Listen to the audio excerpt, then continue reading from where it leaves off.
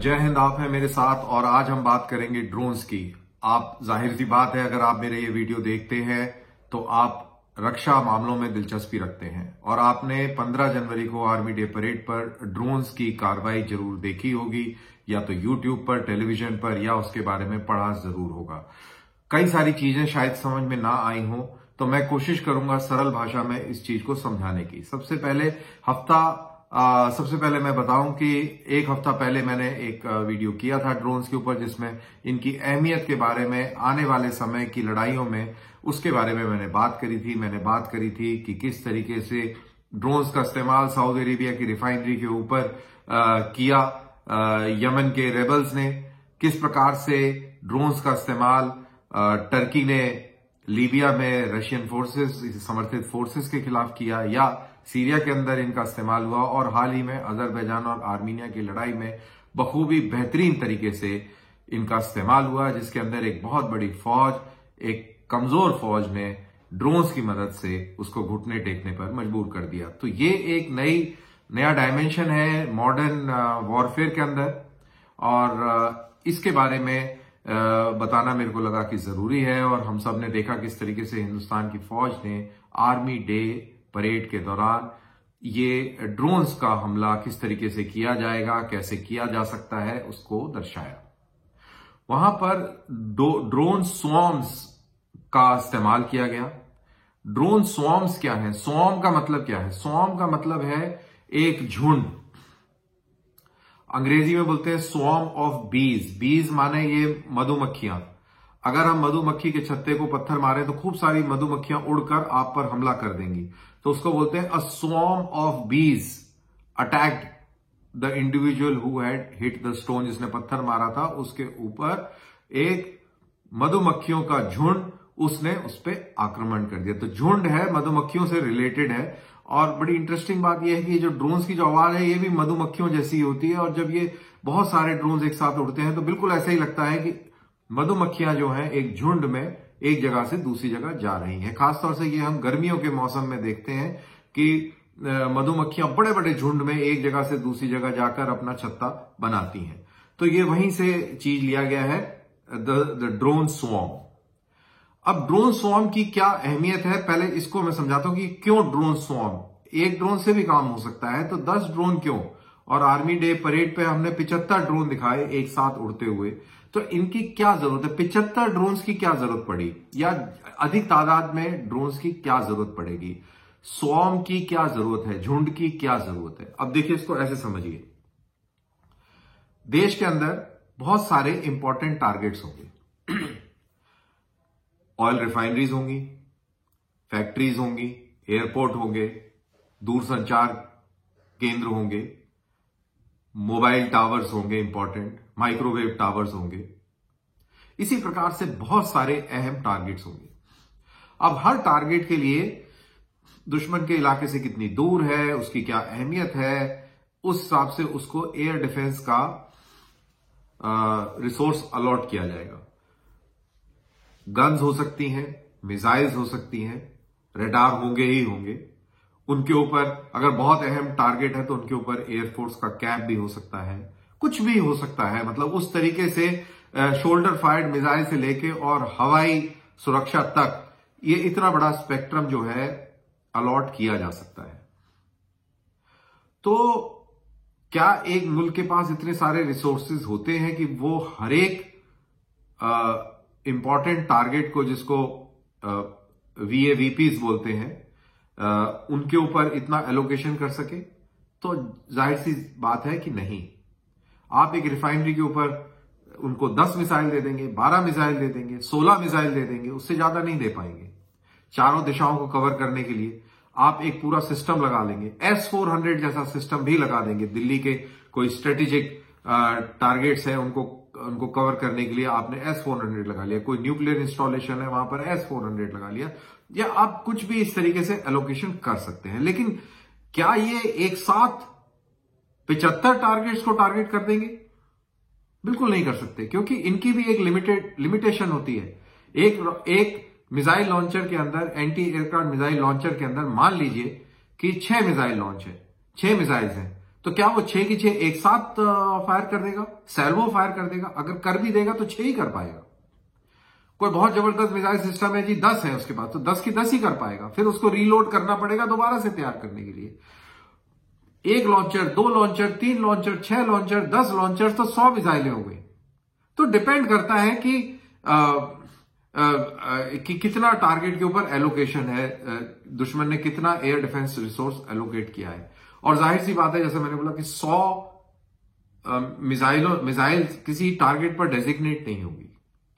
तो जब ये 75 ड्रोन्स का स्वॉर्म या 10 ड्रोन का स्वॉर्म या 20 ड्रोन का swarm, depending on the target, और क्या अनुमान लगाया हमने कि इस टारगेट के ऊपर कितना डेडिकेटेड रिसोर्स होगा एयर डिफेंस का, उस हिसाब से हमने अपने ड्रोन्स की संख्या बनाई और वहां पे ऑटोनोमस होमिंग टेक्नोलॉजी के चलते उसको टारगेट किया। तो जाहिर सी बात है, उसके पास में अगर 10 मिसाइलें हैं तो 10 ड्रोन्स गिरा देगा वो।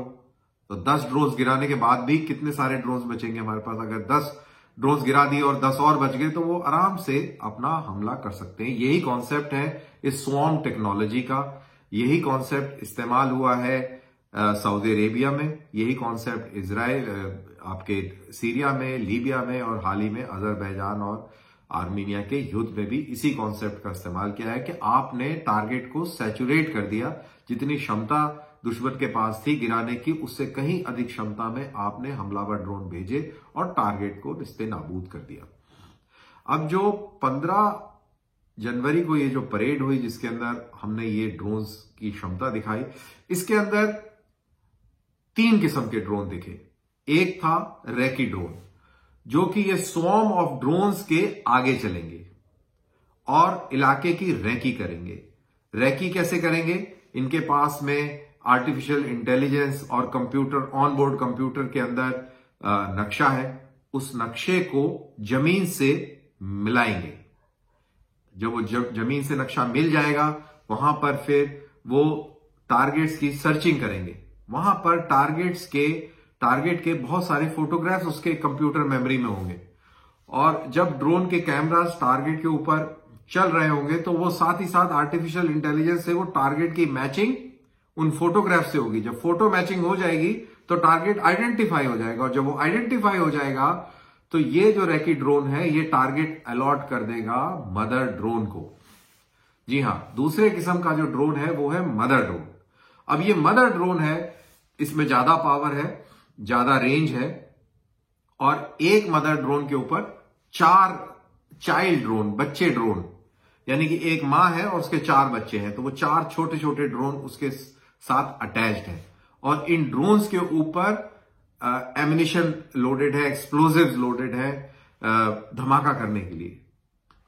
तो ये फिर जब रैकी ड्रोन ने टारगेट को आइडेंटिफाई करके मदर ड्रोन को बता दिया कि फलाने इलाके का ये वाला जो टारगेट है, ये टैंक है या FOL डंप है, फ्यूल डंप है, या संचार कोई सुविधा है, या रडार है, ये आप इसको टारगेट करेंगे। तो फिर मदर ड्रोन जो है टारगेट के ऊपर आएगा और ये चाइल्ड ड्रोन्स को रिलीज करेगा। अब मदर ड्रोन ने भी आइडेंटिफाई कर लिया कि भाई ये रडार है, मान लो फर्ज करो, और रडार को हमने टारगेट करना है, तो चारों जो चाइल्ड ड्रोन्स हैं उनको वो टारगेट अलॉट कर देगा।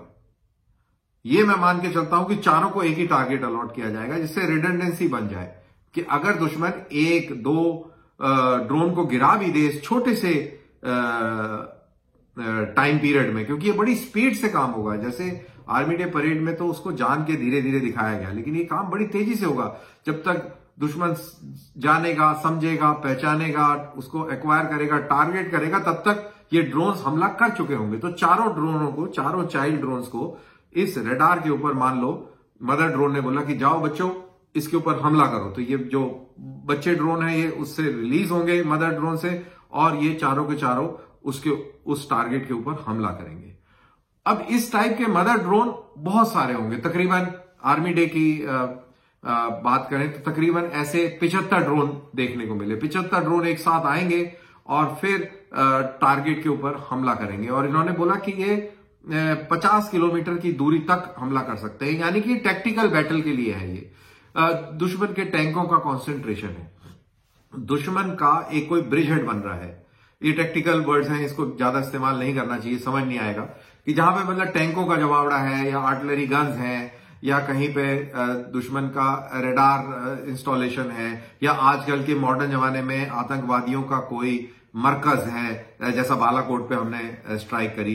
तो जब 50 किलोमीटर बोलते हैं तो लाइन ऑफ कंट्रोल के बिल्कुल नजदीक से हमने ये इनको उड़ाया और अपना ये जो टारगेट्स हैं टेररिस्ट लॉन्च पैड, जिसको बड़ा सुना होगा कि भाई लॉन्च पैड पर इतने आतंकवादी मौजूद हैं, तो लॉन्च पैड पर इतने आतंकवादी मौजूद हैं तो वहां पर इनको ऑटोनोमस होमिंग के चलते, यानी कि स्वचालित अपने आर्टिफिशियल इंटेलिजेंस का इस्तेमाल करते हुए बगैर किसी इंसान के डायरेक्ट कम्युनिकेशन और कंट्रोल के चलते इनको भेजा जाएगा टारगेट पर और ये हमला करेंगे।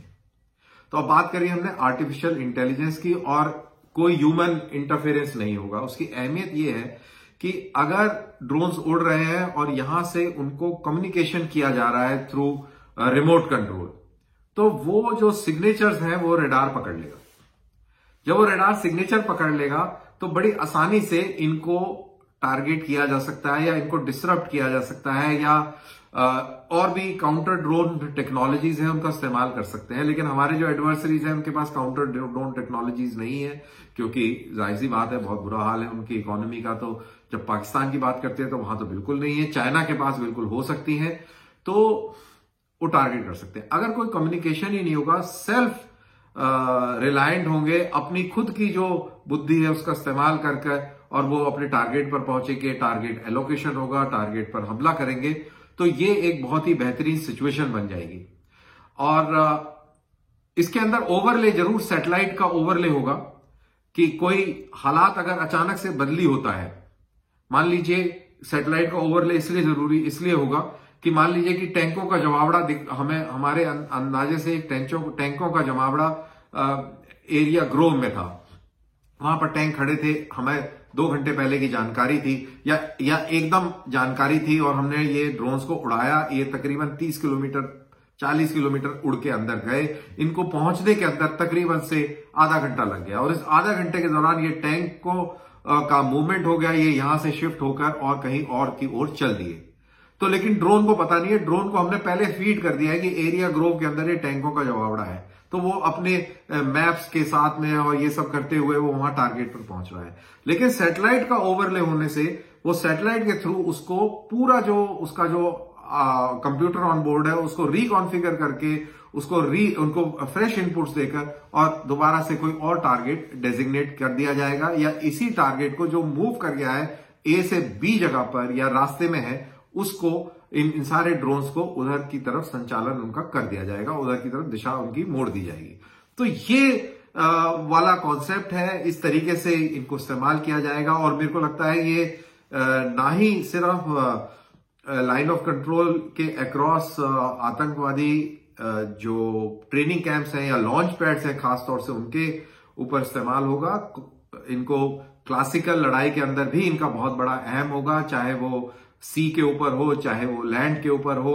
और इनका जो उपयोग है मेरे को लगता है कि नक्सल इलाकों में बहुत ज्यादा बढ़ने वाला है, और क्योंकि आर्टिफिशियल इंटेलिजेंस के साथ में और टेक्नोलॉजी इनेबल्ड है ये, तो और रियल टाइम इनपुट भी इनको जो है प्रिसीजन अटैक की तरफ बहुत ही एक मजबूत टूल बनाता है। तो मेरे ख्याल से ये नक्सल इलाकों में अपनी टेरिटरी के अंदर काउंटर टेररिज्म के टारगेट्स के ऊपर भी इनका इस्तेमाल हो सकता है। तो ये एक बहुत ही मेजर डेवलपमेंट है, कटिंग एज है, और फ्यूचर जो है वो इन्हीं ड्रोन्स का है। और इनके चलते आप देखिए किस तरीके से पूरा काउंटर इंसर्जेंसी लड़ाई का करने का तरीका और लाइन ऑफ कंट्रोल के पार टेररिज्म की कीमत को बढ़ाने में इनका कितना अहम रोल होने वाला है और कैसे डायनेमिक्स बदली होंगे, ये बहुत ही दिलचस्प होगा। लेकिन ये बहुत अच्छी खबर है कि हिंदुस्तान की फौज दुनिया की बेहतरीन टेक्नोलॉजी का इस्तेमाल कर और अव्वल दर्जे के स्टैंडर्ड्स अचीव करने में बिल्कुल अग्रसर है।